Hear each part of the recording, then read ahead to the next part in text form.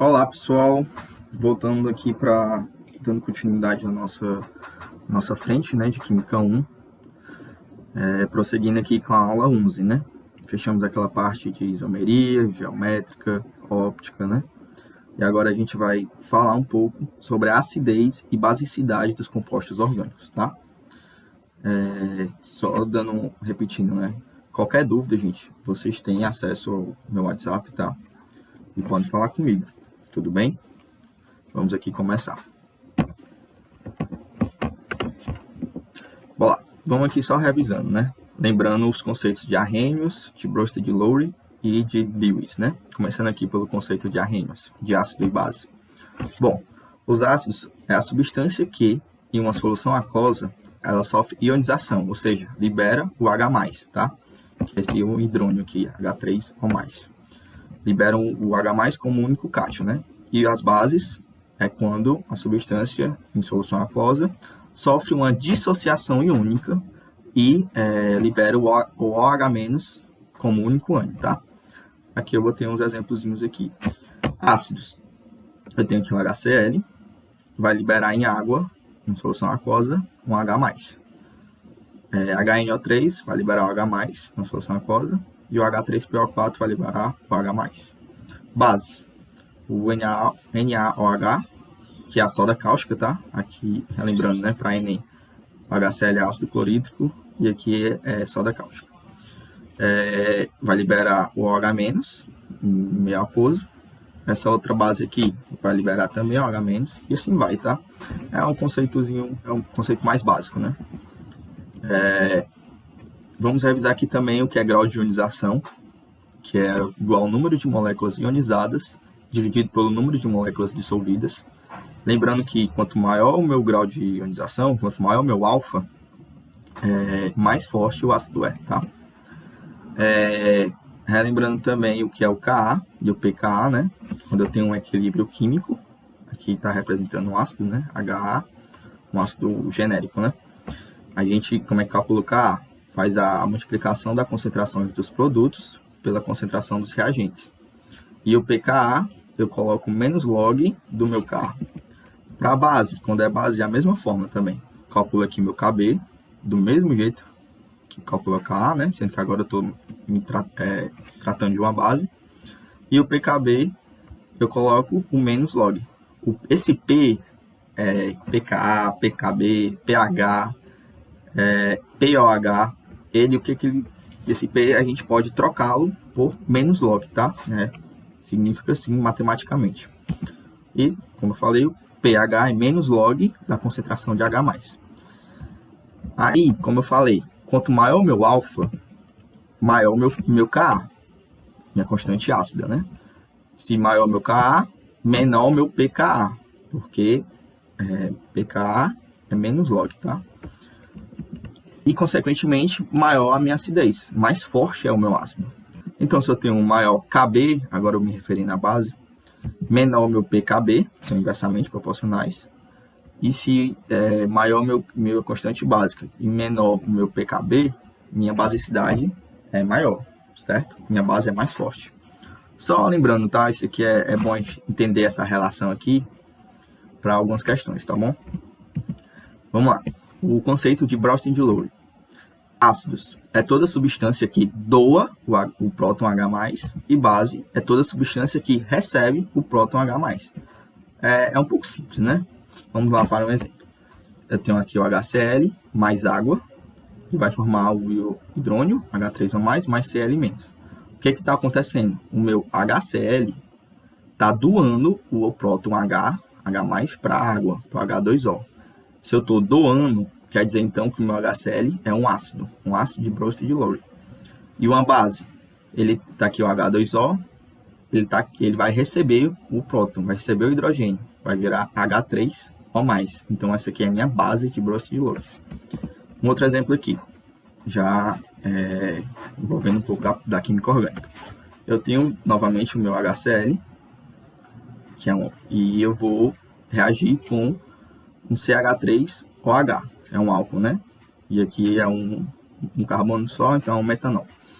Um álcool funcionando. Aí, o que acontece? Esse HCl, o H dele vai se juntar com o metanol aqui, o H vai se ligar. Se eu estou me juntando, quer dizer que o HCl está doando o próton H+, para o álcool aqui, né? Então, por isso que ele vai ser um ácido de hidróxido de louro. E conferindo especificamente o metanol, vocês vão perceber que ele está recebendo aqui, ó, ele está recebendo o H, o próton H+. Então, ele vai funcionar como uma base de hidróxido de louro. Por quê?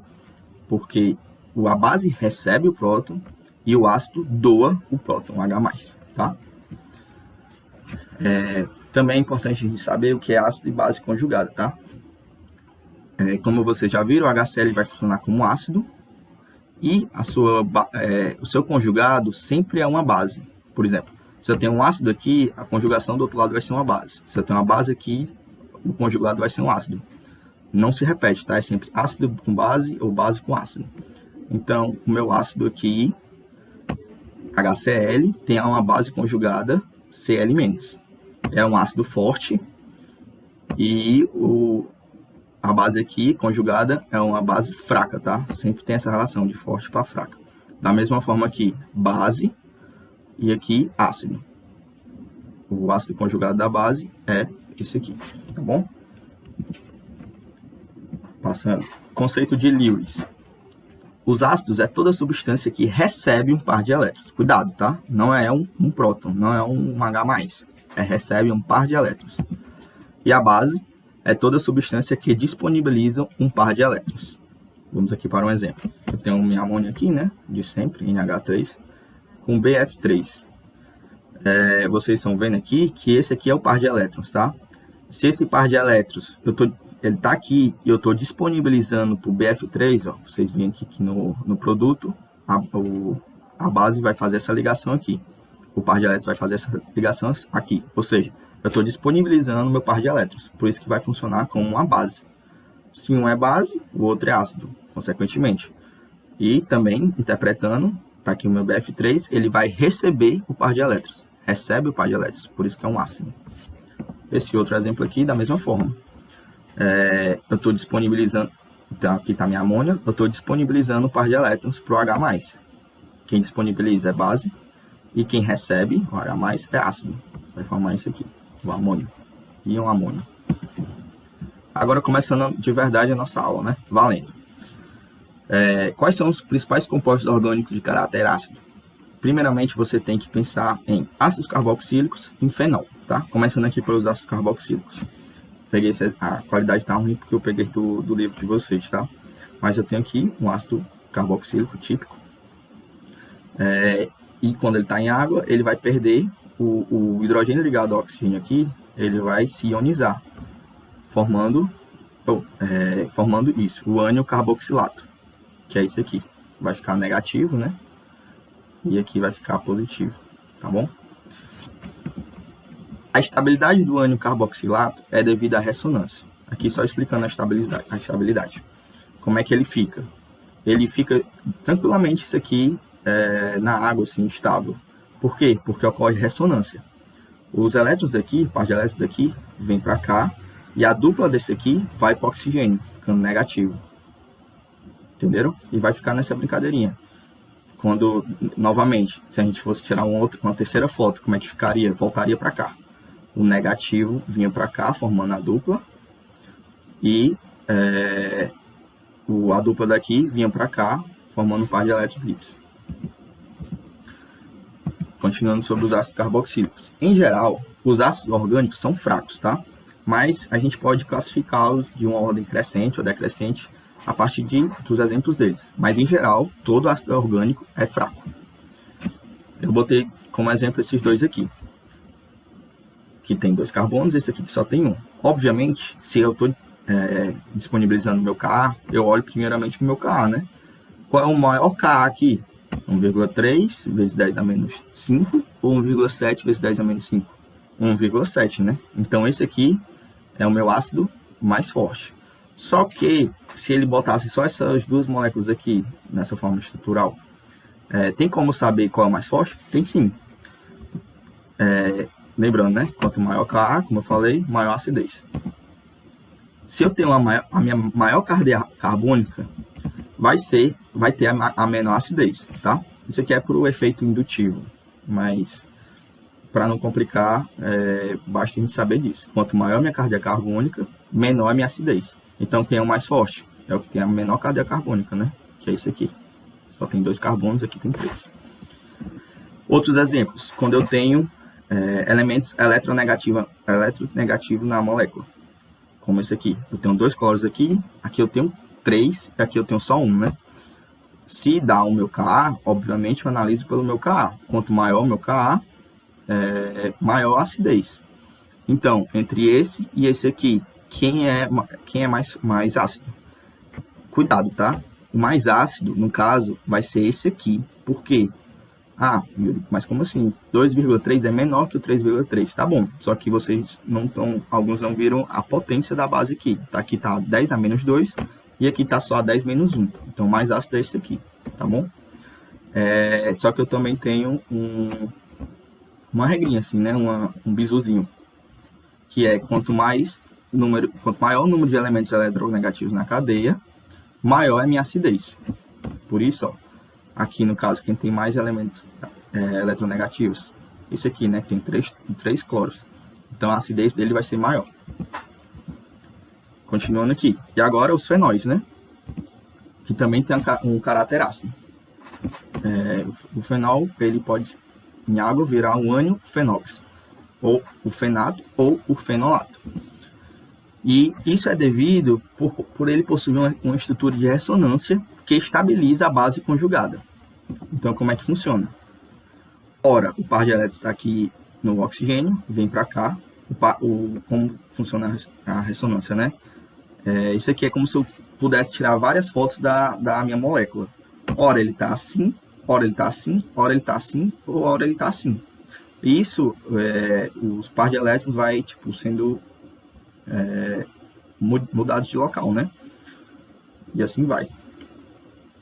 Não sei se vocês tiverem alguma dúvida, eu não vou aprofundar, porque ressonância, essas coisas a gente viu no começo, né? Aqui é só para resgatar mesmo o conceito de ressonância. E uma observação é que os álcoois, etanol, metanol, propanol, eles têm um caráter ácido muito fraco. Para vocês terem noção, ele é mais baixo que o caráter ácido da água. Então, quando a gente vê um álcool, a gente não liga assim a ser um composto ácido. Agora, vamos ver os compostos orgânicos de caráter básico. Primeiramente, amina. Principalmente é o que cai em prova, tá? Aqui eu tenho um exemplo, né, da minha amina, que é uma base de Brostad-Lowry, assim como de Lewis, reagindo com um próton H+. Como é que vai ficar? O próton vai se ligar a ele, ou seja, relembrando aqui o conceito de Brostad-Lowry base, né? Para vocês fixarem. O que é uma base de Brostad-Lowry? Quando a substância recebe o próton H+, que é o que está acontecendo no exemplo aqui, né?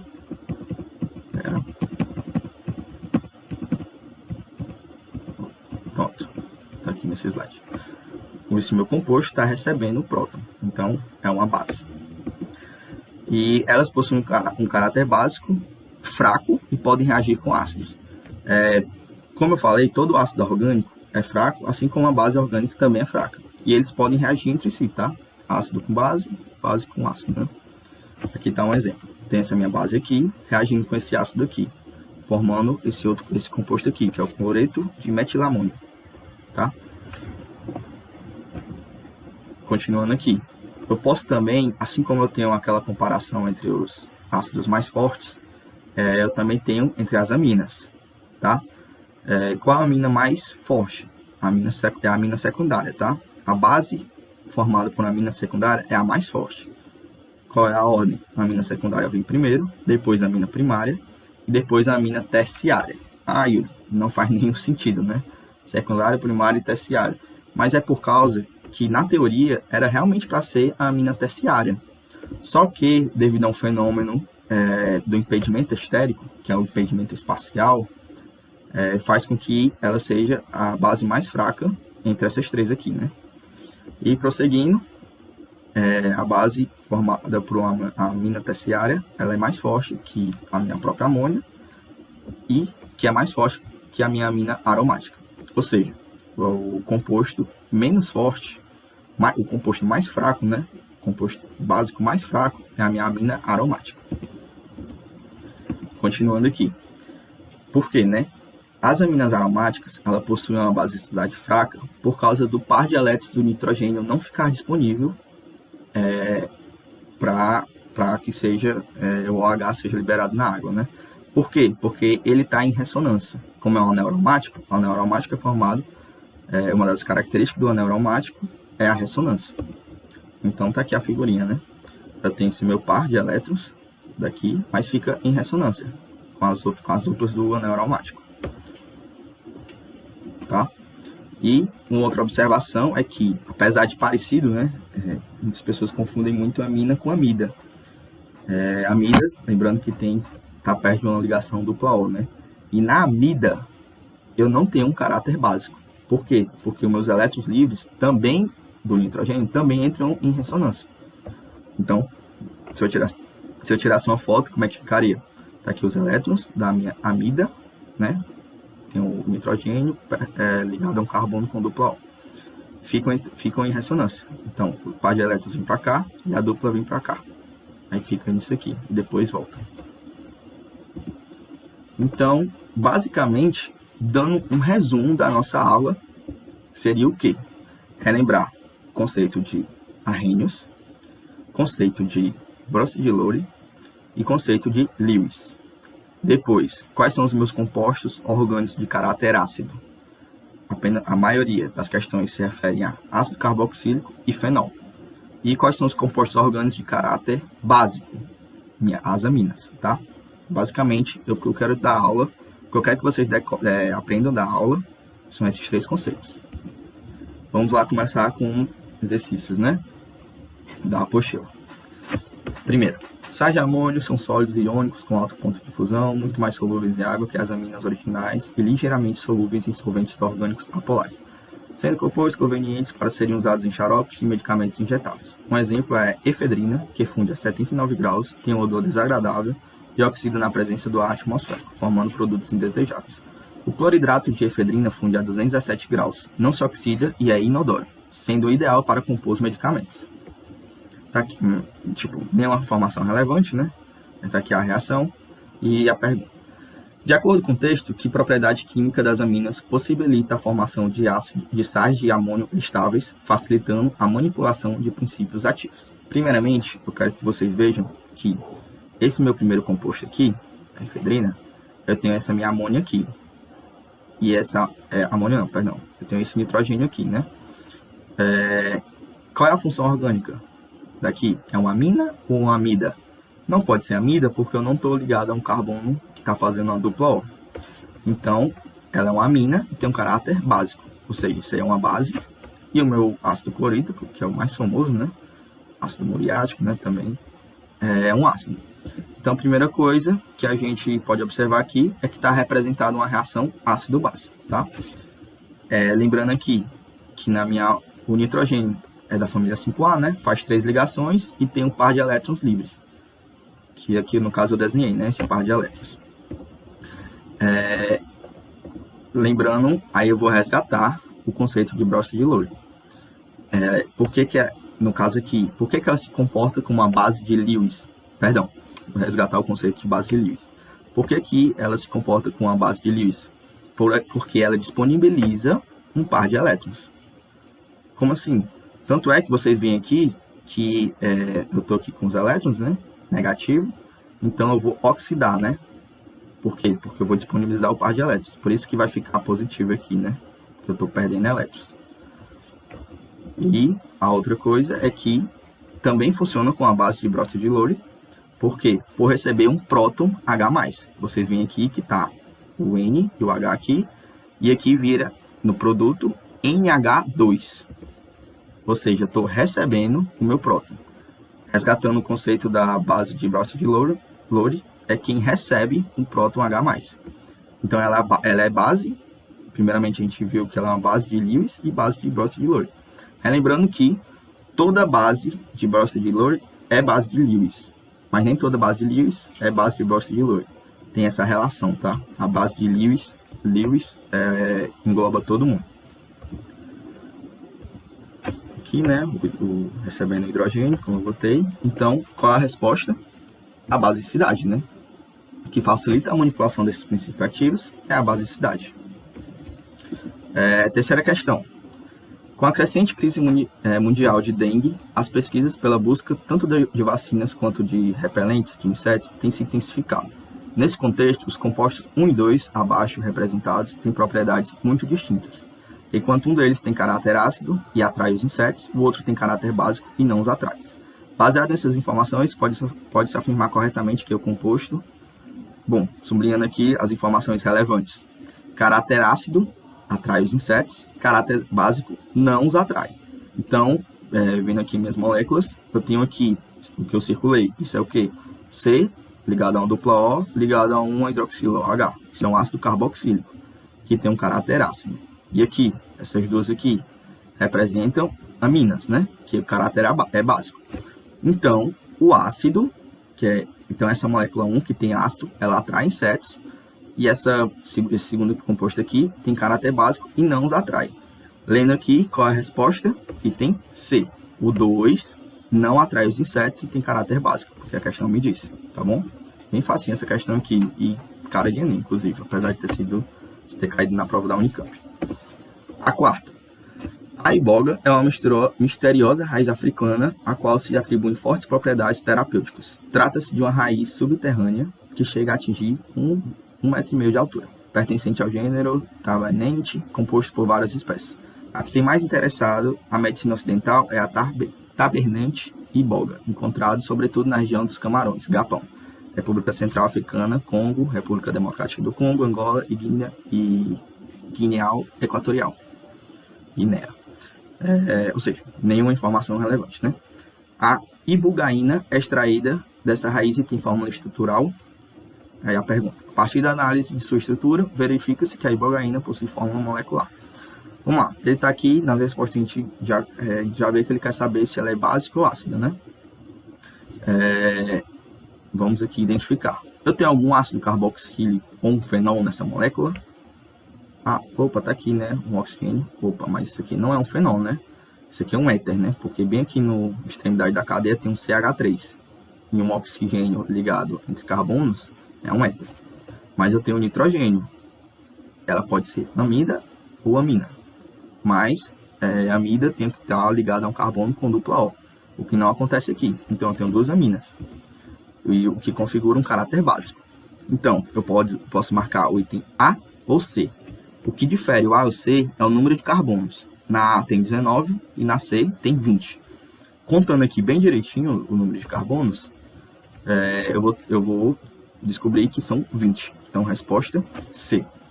É bem tranquilo aqui contar, tá? 1, 2, 3, 4, 5, 6, 7, 8, 9, 10, 11, 12, 13, 14, 15, 16, 17, 18, 19 e 20 bem aqui, tá? Questão 5. Os ácidos carboxílicos são substâncias orgânicas que, quando dissolvidos em água, dão origem a soluções aquosas ácidas.